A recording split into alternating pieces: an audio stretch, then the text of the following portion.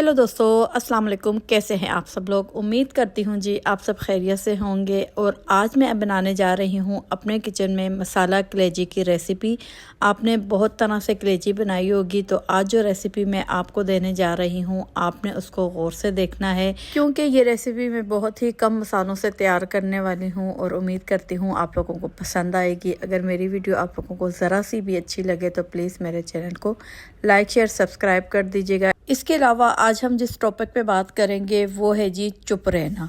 यकीन जाने जिस इंसान ने ये समझ लिया कब कहाँ कैसे और कितना बोलना है, तो उस इंसान को कामयाब होने से कोई भी नहीं रोक सकता। आपने वो मुहावरा तो सुना होगा जिसे कहते हैं कि कमान से निकला हुआ तीर और ज़बान से निकले हुए अल्फाज कभी भी वापस नहीं जा सकते। सम टाइम हमारी ज़िंदगियों में ऐसा होता है कि हम गुस्से में बहुत कुछ बोल देते हैं और हमें फिर बाद में पछतावा होता है कि काश हम ये लफ्ज़ ना इस्तेमाल करते। तो यकीन जाने ज़िंदगी गुजारने के या फिर चुप रहने के जो 5 से 6 पॉइंट मैं आप लोगों के साथ शेयर करने वाली हूँ, तो आप लोगों को ख़ुद अंदाज़ा होगा कि बोलकर पछताने से अच्छा है हम चुप रहें। जब आप चुप रहोगे तो इंशाल्लाह आपको कहीं ना कहीं कोई ना कोई फ़ायदा ज़रूर होगा। तो चलें जी व्लॉग का बाकायदा आगाज़ करते हैं और आ जाते हैं पॉइंट नंबर 1 पर। पॉइंट नंबर 1 हम अपने घर से ही स्टार्ट करेंगे, यानी कि अपने हस्बैंड से स्टार्ट करेंगे। हमारी बहुत सी बहनें हैं जो कहती हैं हमारे मियाँ बहुत गुस्से वाले हैं, हर वक्त लड़ते झगड़ते हैं, सही तरह से बात नहीं करते। तो मेरी एक बात हमेशा याद रखना कि ताली जो है वो एक हाथ से नहीं बजती।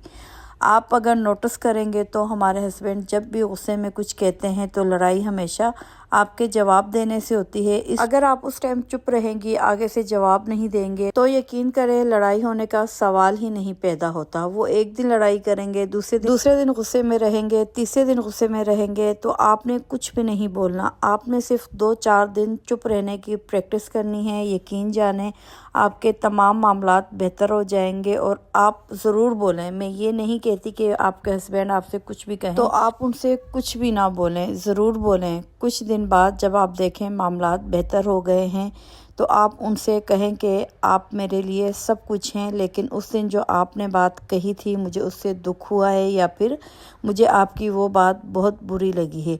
तो यकीन करें आपकी बात का असर फ़ौरन उसके दिल पर होगा, क्योंकि वो उस वक्त गुस्से में नहीं एक अच्छे खुशगवार मूड में होगा और अगली बार कुछ भी कहने से पहले सोचेगा। जब आप उससे इस तरह अपनी बात मनवाएंगी तो इंशाल्लाह रोज़ रोज़ के लड़ाई झगड़े आपकी ज़िंदगी से ख़त्म होना स्टार्ट हो जाएंगे। शादी के बाद अल्लाह की तरफ से सबसे नायाब तोहफा होता है हस्बैंड का, जो हर हाल में हमारे ही साथ होता है। कोई भी मुश्किल घड़ी हो, यकीन करें हमारे माँ बाप बहन भाई कभी भी काम नहीं आएंगे जहाँ पर आपका हस्बैंड आपके काम आएगा। और उसी रिश्ते को कुछ बेवकूफ़ औरतें ना समझ औरतें होती हैं जो हर वक्त माजी की बातें करके या फिर उसके दिमाग में ये बातें डालती रहती हैं, तुम्हारी माँ, तुम्हारी बहन, तुम्हारा भाई ने मुझे ये कहा, ये किया, फलाना बोला, फलानी ने ये कहा। तो यकीन जाने इतने खूबसूरत रिश्ते को कुछ ना समझ औरतें जो होती हैं वो खुद ही ख़राब कर देती हैं। तो आप सब कुछ अल्लाह पर छोड़ दें, अल्लाह पर छोड़ दें, क्योंकि हम कोई भी काम जब अल्लाह पे छोड़ते हैं तो अल्लाह ताला कोई एक दिन ऐसा लाता है जब उसकी आंखें खुलती हैं, वो अपनी आंखों से देख लेता है, कानों से सुन लेता है कि उसके माँ बाप का या बहन भाइयों का रवैया आपके साथ कैसा है। यकीन जाने जब आप कोई भी मामला अल्लाह पे छोड़ते हो तो वो आपसे राज़ी हो जाता है और आपके सब्र का फल आपको ज़रूर देता है। मैं यहाँ पर बहुत अहम और ख़ास बात आप लोगों से शेयर करना चाहूँगी। जो समझदार अक्लमंद औरतें होती हैं ना, उनका हस्बैंड जितना भी गुस्से वाला क्यों ना हो, वो अपनी समझदारी से अपनी ज़िंदगी को खुशगवार बना लेती हैं, क्योंकि अल्लाह ताला ने ये खूबी सिर्फ औरत में ही रखी हुई है कि वो हर तरह से अपने मर्द का दिल जीत सकती है। तो आ जाते हैं अपने अगले पॉइंट पर। अगला पॉइंट है हमारा वो जगह जहां आपको लगे कि यहाँ पर बात आपके हाथ से निकल गई है, यानी कि आपके कंट्रोल में कुछ नहीं रहा, तो आप वहाँ पर कतई नहीं बोलना। और ये कोशिश करें कि वहाँ पर आपको अपनी कोई भी सफाइयाँ देने की ज़रूरत नहीं है और ना ही गुस्सा ज़ाहिर करने की ज़रूरत है।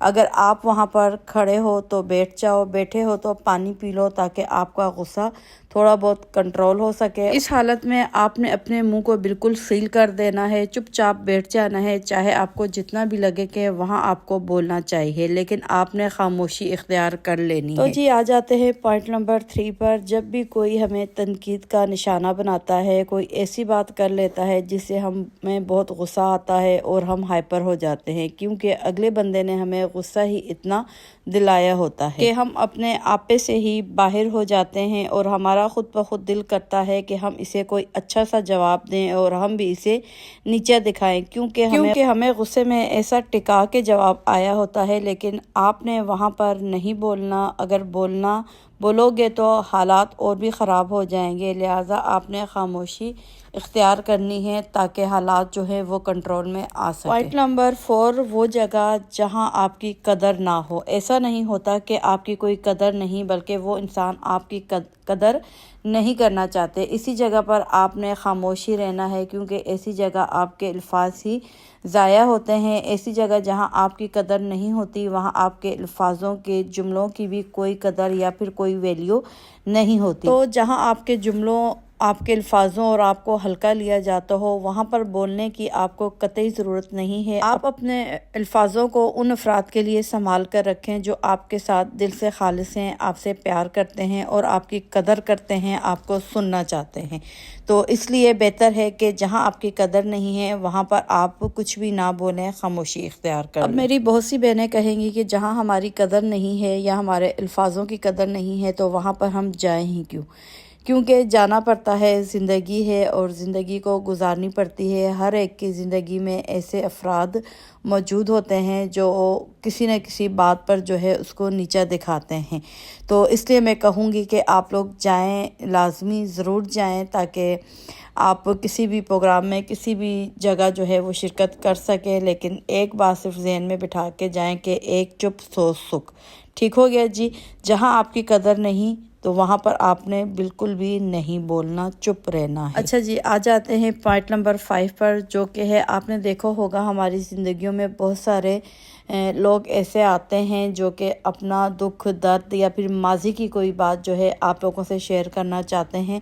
تو جب بھی وہ انسان آپ سے اپنے دکھ درد، پریشانی یا پھر گھر کے کوئی حالات آپ سے بیان کرے تو آپ نے آگے سے نہیں بولنا، کیونکہ وہ یہ چاہتا یا پھر چاہتی ہے کہ کوئی اسے سننے والا ہو، اس کی پریشانی تاکہ کم ہو سکے، اس کا دل کا بوجھ ہلکا ہو سکے۔ لہٰذا آپ نے اس وقت بھی کوشش کرنی ہے کہ آپ اس دکھی انسان یا پھر جذباتی انسان کے آگے بھی نہ بولیں، خاموشی اختیار کریں، تاکہ وہ بول کر اپنا دکھ درد آپ سے شیئر کر اپنے دل کا بوجھ یا پھر دکھ ہلکا کر سکے۔ اچھا جی، یہ تھے زندگی کے وہ مین پوائنٹ جہاں پر آپ نے نہیں بولنا، خاموشی اختیار کرنی ہے۔ پوائنٹ تو بہت سارے ہیں جہاں پر آپ چپ رہ کر اپنی زندگی کو خوشگوار بنا سکتے ہو، لیکن میری کوشش یہ ہوتی ہے کہ میں آپ سے صرف وہ باتیں شیئر کروں، یعنی کہ کم پوائنٹ شیئر کروں جس پہ آپ لوگ عمل کر سکیں اور میری کہی ہوئی بات جو ہیں آپ کے دل اور دماغ میں اچھے طریقے سے بیٹھ سکیں۔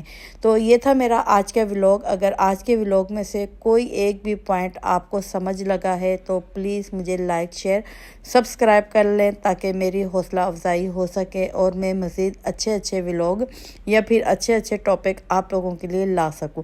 جو مجھے نئے دیکھنے والے ہیں ان سے بھی ریکویسٹ ہے، پلیز مجھے سبسکرائب کرتے ہوئے جائیں اور میری ویڈیو کو فل واچ کیا کریں، تاکہ میری جتنی بھی محنت ہے اس کا صلہ مجھے مل سکے۔ تو یہ تھا میرا آج کا ولاگ۔ اب میں چاہوں گی آپ سے اجازت، دعاؤں میں یاد رکھیے گا، اپنا خیال رکھیے گا۔ اوکے، بائے، اللہ حافظ۔